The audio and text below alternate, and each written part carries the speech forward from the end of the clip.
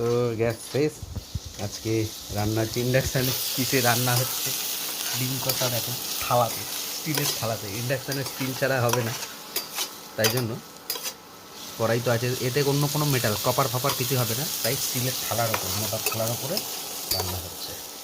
রান্না করছে master chef Soma Das.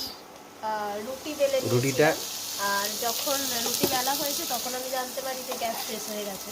এবার রুটি তো কীভাবে করবো, তাই আর আমাদের যে কড়াই দিয়ে রান্না করে, স্টিলের কড়াই, আমাদের স্টিলের কড়াই নেই, কারণ এই ইন্ডাকশানটা আমাদের আগের মাসেই আনা হয়েছে। সেটাও একটা বিশাল ঝামেলার সাথে, মানে তখন গ্যাস শেষ হয়ে গিয়েছিল, সে নানান দোকানে খুঁজি, ইন্ডাকশান পাই না, তারপর এক জায়গায় পাই, সেখানে আমাদের ভুলভাল জিনিস দিয়ে দেয়, সেটাকে আবার চেঞ্জ করে গিয়ে ঝগড়া হয় রীতিমতো। তারপর ইন্ডাকশানটা আনা, তো সেই কারণে সেই মাসে আমাদের আর কড়াইটা কেনা হয়নি। এই মাসে আবারও গ্যাস শেষ হয়ে গেছে, আর একটা যে গ্যাস সেটা বুকিং হয়নি এখনও। তো সেই কারণে এই অবস্থা।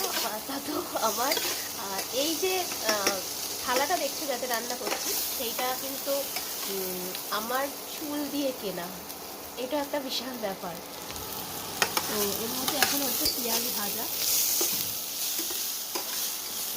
এখানটায় আছে বেগুন, বেগুনটা করতে করতে গ্যাসটা শেষ হয়ে যায়। বেগুনটা করব ভর্তা,